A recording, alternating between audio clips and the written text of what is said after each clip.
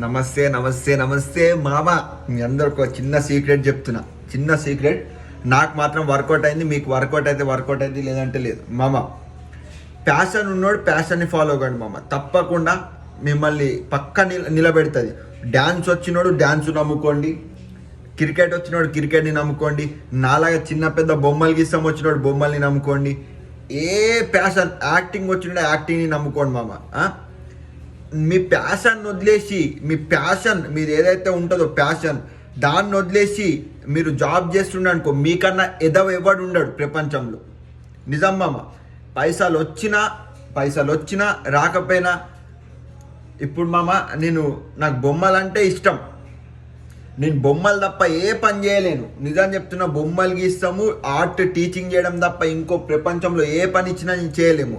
అంటే మధ్యలో ఇట్లా సొల్లు వీడియోలు చేయొచ్చు అనుకో, అది వేరే విషయం. కానీ నేను ప్యాషన్ని